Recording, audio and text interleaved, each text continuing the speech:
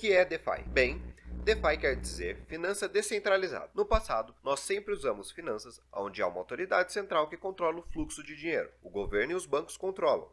Eles não te falam abertamente que controlam, mas sim eles controlam. Eles podem imprimir mais dinheiro caso eles queiram, eles podem te impedir de pedir dinheiro emprestado se não quiserem, e eles podem até te impedir de fazer uma conta bancária. Se eles quiserem, a qualquer momento eles podem pegar o seu dinheiro. Afinal, eles têm o seu dinheiro. Então eles podem trocá-lo e você não poderia nem argumentar contra isso. Quer dizer, você até pode, mas como que você vai provar isso? Você deu seu dinheiro para eles, isso foi baseado em confiança. Além disso, se você está administrando um negócio, eles limitam o que você pode fazer. Por exemplo, agora mesmo se você tiver um negócio de ervas mágicas, por assim dizer, que talvez sejam para uso medicinal, eles podem te dizer para não levar nenhum dinheiro desse seu negócio para o banco, o que realmente te limita. Você não vai poder depositar ele, investir ou até deixar ele assegurado no banco. Mais uma coisa, nas finanças tradicionais são meio caros os empréstimos do Payday. Eles vão até 500% no cartão de crédito e sobem em média 25% e até empréstimos pessoais. Podem custar 18% do seu valor. Essas taxas são realmente muito altas, mas você só paga por isso se você precisar mesmo, porque é o que eles têm para te oferecer. A alternativa é a finança descentralizada, onde não há bancos. Em vez disso, existem pedaços de código sendo executados e agindo como um banco. Eles são abertos para qualquer um. Eles não exigem que você confie neles, pois são literalmente pedaços de códigos executando um programa. Se você quiser, você pode lê-lo e verificar que isso não vai te passar a perna. Eles também são resistentes à censura e, por último, são imensamente mais baratos que a finança centralizada tradicional. A finança descentralizada, DeFi, é construída por três coisas principais: criptografia, a tecnologia da blockchain e contratos inteligentes. Se você não souber o que é isso, nós te recomendamos fortemente dar uma olhada nos nossos outros vídeos sobre esse tópico, onde explicamos eles de formas tão simples, usando histórias e analogias, que até o seu avô conseguiria entender. Esse vídeo ele vai ser um pouco mais longo, mas é um tema muito amplo e crescente. De qualquer forma, assumindo que você entendeu a criptografia, a rede blockchain e como contratos inteligentes funcionam, vamos mergulhar nos 5 pilares da finança descentralizada. Número 1. Stablecoins. Antes de tudo, nós temos que entender a ponte entre finança descentralizada para finança centralizada. E isso é criptomoedas que estão atreladas a uma moeda do mundo real, por exemplo.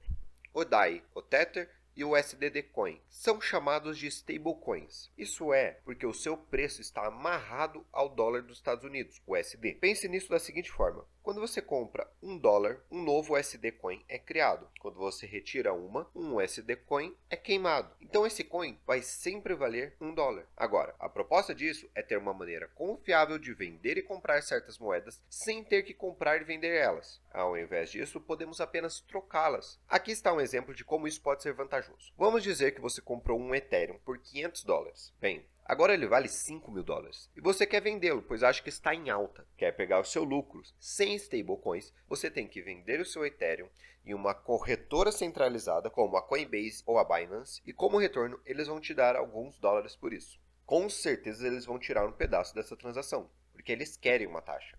Além disso, o IRS para os norte-americanos, ou imposto de renda, te faz pagar o imposto de qualquer ganho que você fizer trocando ou vendendo. A Coinbase e o Gemini podem ser sacanas com o que você ganhou, algo que realmente não tem muito como você sair disso. A próxima etapa vai ser esperar pela Coinbase ou a Binance dar para o seu banco e depois sacar do banco, pois você não quer o banco controlando seu dinheiro. Bem, um mês depois, o Ethereum cai para $250 e você quer comprar mais. Então, você deposita os seus $1.000 de volta na Coinbase, espera alguns dias para a transação ser completa, porque ela tem que esperar, e depois compra 4 Ethereums e os guarda.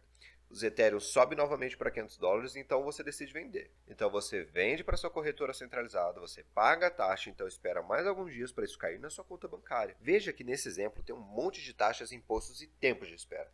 Agora, vamos dizer que você está utilizando uma stablecoin como a USDC. Você comprou um Ethereum por $500 e ele sobe para $1.000. Ao invés de passar por toda aquela dor de cabeça, você troca o seu Ethereum por 1.000 USDC e apenas segura. Um mês depois, da mesma forma que no nosso último exemplo, ele cai para 250 e você troca os seus 1.000 USDC por 4 Ethereum. Aí ele valoriza para $500 E aqui está a vantagem. Em 5 minutos você troca seus 4 Ethereum por $2.000. As taxas foram menor que 1%, porque você usou o que chamamos de corretora descentralizada para fazer as trocas. O que é algo que vamos explicar mais tarde. Mas, por conta disso, você foi capaz de trocar praticamente na hora o SDC que estava seguro e você confiou nisso, pois é apenas um código, ele não muda. Diferente da Coinbase, Binance ou Gemini, que são controlados por governos e pessoas. E o mais importante, eles já foram hackeados antes. De qualquer forma, estamos saindo um pouco do tema. Essa é a proposta do stablecoin. Você pode estar na esfera cripto sem acabar usando o seu banco controlado pelo governo. Agora, em um monte de lugares nós vemos bancos como confiáveis, como por exemplo Estados Unidos ou Brasil. Mas em alguns países, eles realmente limitam quanto de dinheiro você pode movimentar ou qual moeda você pode comprar.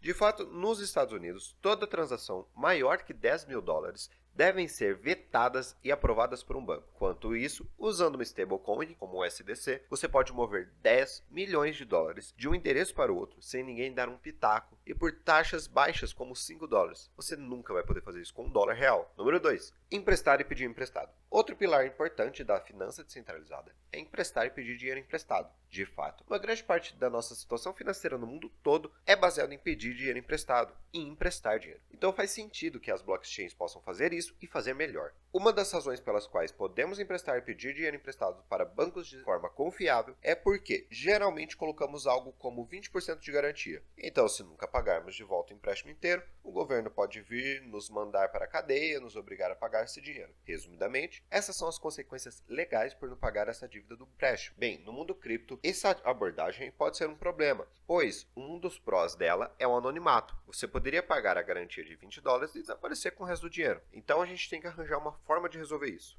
Na verdade, com o uso de contratos inteligentes, nós podemos deixar as pessoas usarem o nosso dinheiro enquanto ele continua sendo nosso. Então, irei te dar um pequeno exemplo. A pessoa A quer multiplicar as suas moedas com juros, enquanto a pessoa B quer pedir moedas emprestadas. Com isso, a pessoa A vai para uma plataforma chamada Compound ou Wave, que são duas plataformas que te permitem fazer empréstimo de criptomoedas, e a pessoa A deposita suas moedas em um contrato inteligente. Se você ainda não sabe, contratos inteligentes são apenas códigos que executam funções específicas, então o que ela ganha são algo chamado de token seu token A, que é a representação da sua moeda original mais os juros do empréstimo. A qualquer momento que ele quiser, eles podem transformar seu token A ou token C nesse contrato inteligente que foi criado pela Compound ou pela Aave, e eles te devolvem aquele seu depósito original mais os juros. O contrato inteligente foi criado dessa forma, então não existe nenhuma pessoa que tem que fazer os cálculos e transações, é tudo automatizado por códigos.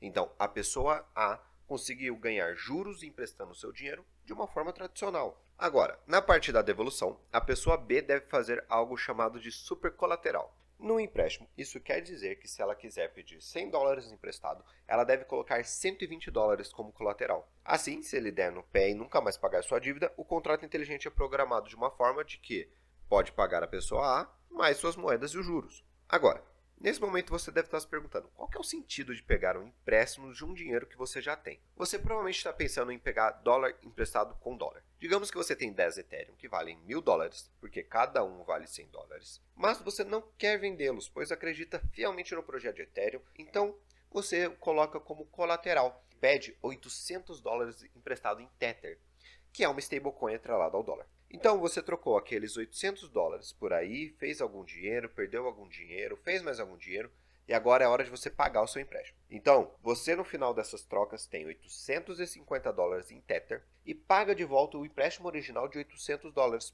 para conseguir de volta os seus 10 Ethereum. Bom, nesse pequeno exemplo você lucrou apenas $50 das pequenas transações que fez e deu sorte. Mas também se passaram alguns meses e o Ethereum, como fez nos últimos meses, explodiu. Agora valem $150 cada um. Então, você tem agora 10 Ethereum que valem $150 cada um. E agora controla $1.500 mais os $50 que você fez nas trades. Basicamente, se você acredita no Ethereum, tem ele, mas não quer vendê-lo e quer usar o valor dele, você pode fazer um empréstimo dele, torcendo para que ele valha mais quando você for sacá-lo. No entanto, se você fez trades, perdeu dinheiro, ganhou e depois perdeu de novo, e terminou com $750 Tether, você terá duas opções. Opção A, arcar com $50 de prejuízo para pagar o empréstimo inteiro de $800 e conseguir de volta o seu colateral. E a opção B é apenas manter os seus $750 e perder os 10 Ethereum, o que pode valer muito a pena dependendo da situação. Isso pode ser uma sobrecarga de informações, mas é rapidinho. Existe um segundo tipo de empréstimo no mundo cripto chamado de flash loan, ou empréstimo rápido, que é um empréstimo que dura tipo 10 segundos. Se você conseguiu comprar Ethereum por $10 na Coinbase e vendeu por $11 na Gemini, teoricamente você conseguiu $1 toda hora que você fez isso. Então você pode usar o que chamamos de flash loan e literalmente pedir milhões de dólares emprestados. Você não precisa colocar nenhum dinheiro, você apenas escreve para um flash loan pedir 10 milhões de dólares emprestado. Você diz para ele ir comprar o Ethereum por $10 e imediatamente vender por 11 e depois paga o empréstimo original de 10 milhões de dólares e todo o pequeno contrato inteligente que é executado em 10 segundos. Essencialmente você fez $1 milhão menos taxas que você pagou por pedir emprestado. Mas essas taxas são baixas, pois quem emprestou sabia que você teria que pagar ele de volta. Isso durou tão pouco. Mas você nunca vai poder executar esse tipo de arbitragem na finança tradicional. Agora, número 3, corretoras descentralizadas. Ok, eu tenho um amigo que viajou dos Estados Unidos para Londres uns meses atrás. Com certeza, em Londres, a moeda padrão é o euro, enquanto nos Estados Unidos é o dólar. Então, obviamente, ele tem que ir para uma cabine corretora estrangeira e trocar seus dólares por euros. Infelizmente, a taxa que ele pagou foi de 15%. Então ele imediatamente perdeu 15% do seu dinheiro, pois é isso que as corretoras estrangeiras fazem. Os turistas não conhecem nada melhor e precisam do dinheiro local. Então, eles tomam vantagem das pessoas. Bem, quando vamos para a finança descentralizada, ao invés de uma corretora de troca estrangeira, nós temos o que é chamado de corretora descentralizada, onde você pode trocar seus tokens e moedas por outros tokens e moedas. As taxas são geralmente muito baixas, tipo menos de 1%, o que é um enorme benefício para qualquer um que quiser trocar suas ações cripto. A maior parte das corretoras descentralizadas trabalham de uma maneira que os investidores juntam seu dinheiro e os traders conseguem fazer a troca desse dinheiro. A taxa de todas as trades que eu disse mais cedo vai de volta para os investidores. E tudo está codificado, então não muda. Um governo não pode enfiar o nariz e dizer: você não pode mais comprar Bitcoin. As taxas e a porcentagem que você trocou estão trancadas e escritas nesses códigos. Com isso, não mudam e não podem subir para preços bizarros como 15%. Corretoras descentralizadas abriram as portas para vários novos tokens e moedas. Por exemplo, a Coinbase, a primeira corretora centralizada a ir a público, só te permite comprar e vender 32 criptomoedas diferentes no momento, já que eles são regulamentados pelo governo e devem cumprir certos regulamentos. Eles analisam cuidadosamente cada moeda antes de adicionar ela. Na corretora descentralizada mais popular, chamada de Uniswap, tem literalmente centenas e talvez de milhares de tokens que você pode trocar e não são regulamentados por ninguém. Essa é a parte descentralizada. Existem bilhões de dólares presos nessas pools de liquidez. Então, os traders conseguem trocar, mas ninguém consegue controlar esses bilhões de dólares. Eles estão apenas seguindo um programa que alguém escreveu. De fato, apenas investidores são os que podem retirar o dinheiro da pool. Mas se eles fizessem isso, as taxas de empréstimo iriam subir. Então, novos investidores viriam para botar o seu dinheiro. É simples. Então, da forma como eu disse mais cedo, o código não pode ser mudado. Isso também é o que chamamos de imutável. Então, no mundo cripto, gostamos de dizer que o código é a lei. O governo não controla, e sim o código. E todos têm acesso a esse código. E ele não muda. O Uniswap é uma das maiores corretoras da rede Ethereum. E ele tem bilhões de dólares nas pools. A PancakeSwap é outra corretora na rede Binance Smart Chain, que também tem alguns bilhões de dólares na liquidez. Número 4. Seguro. O seguro é algo bem fácil de explicar. Por exemplo, com o seguro de um carro você paga $100 por mês para proteger seu Tesla novo. No entanto, um dia, usando a ferramenta de autopilotagem, outro carro faz o autopiloto dar um erro e você cai na vala. Embora você esteja ileso e o carro saiu todo acabado, como você pagou um seguro, ele vai te dar o valor que o Tesla vale e você pode comprar um novo. Eles usam estatísticas para prever quantos outros motoristas vão bater o seu carro e usam esses dados para prever quanto vão ter que pagar por ano para determinar quanto o preço mensal do seguro deve ser, o que é chamado de prêmio. Bem, como as finanças descentralizadas, a companhia de seguro pode ser apenas códigos. Então vamos para um exemplo. Vamos supor que um fazendeiro quer comprar um seguro de colheita.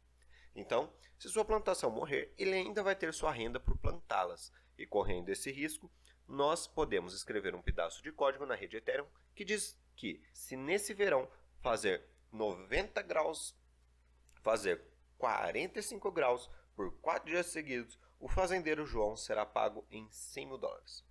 No entanto, para começar esse contrato, ele deve pagar 200 mil dólares.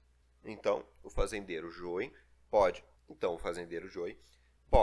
comprar seu seguro de plantação, que é chamado de contrato inteligente, que é apenas um código, que é submetido a certas condições, vão pagar a ele. No entanto, para começar esse contrato, ele deve pagar 200 mil dólares. Então, o fazendeiro Joey pode comprar seu seguro de plantação, que é chamado de contrato inteligente, que é apenas um código, que se certas situações forem atendidas, ele vai ser executado.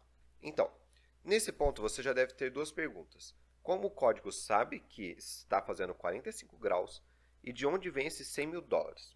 Bem, para ligar o mundo real à blockchain, nós devemos usar algo chamado de oráculos, que são funções bem confiáveis que constroem uma ponte entre o mundo real e o mundo cripto. Nós podemos criar um oráculo na nossa cidade que lê a temperatura e é verificado por algumas pessoas para ter certeza que não está sendo fraudado. Então, o contrato inteligente pode usar ele de forma confiável como fonte de dados para decidir se os termos do contrato ocorrem ou não. Segundamente, os 100 mil dólares vêm de outras pessoas comprando seguros que compraram os prêmios e talvez não foram pagos, pois os termos do contrato não foram atendidos. Assim como uma empresa de seguros faz lucro, a pessoa que gera a liquidez de qualquer plataforma de finanças descentralizadas são incentivados por uma taxa de juros para ganhar nos seus depósitos. Em outras palavras, alguns dos 100 mil dólares vêm dos investidores que ganham dinheiro emprestando. Por último, nós temos o número 5, que é o Margin Trading. Então, Margin Trading é um novo monstro. Deixa eu primeiro explicar Margin Trading no mundo real bem rapidinho e depois vamos explicar no mundo descentralizado. Você quer comprar o estoque da Apple e agora mesmo ele está valendo 100 dólares. Então, essencialmente, o que é uma margem?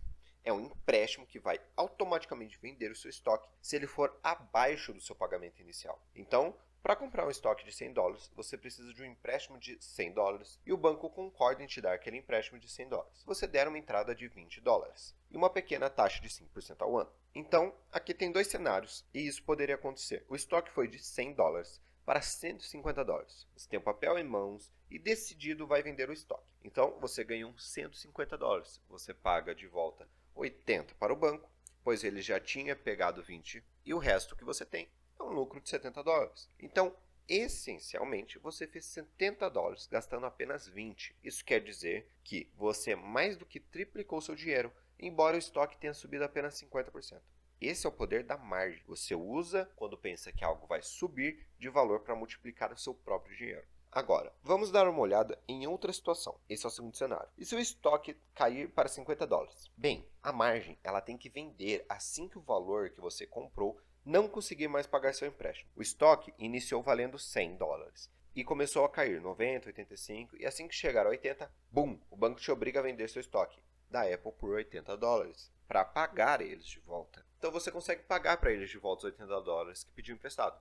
Os 20 dólares que você deu de entrada, mais os 80 que acabou de vender o estoque. O estoque resulta no empréstimo e agora o banco tem os mesmos 100 dólares que te deu. Você está livre e pagou sua dívida, mas infelizmente não lucrou nada. Na verdade, você perdeu aqueles primeiros 20 dólares que deu como entrada. Na finança centralizada, para trocar na margem, você geralmente deve ser capaz de provar quem você é e junto disso ter um mínimo de alguns milhares para ao menos ter acesso ao margin trading. As taxas também são bem maiores do que 5%. E na finança descentralizada, o margin trading é bem mais rápido, disponível para qualquer um no mundo, com dinheiro e é bem mais seguro. Nesse vídeo aprendemos 5 coisas novas sobre DeFi, finanças descentralizadas. Eu espero que você tenha curtido esse vídeo, deixe o like, por favor se inscreva no canal, ative o sininho, pois isso ajuda imensamente o nosso trabalho, que é gigante de animar, traduzir e então postar. Eu espero que você tenha gostado muito e te vejo na próxima. Abraço!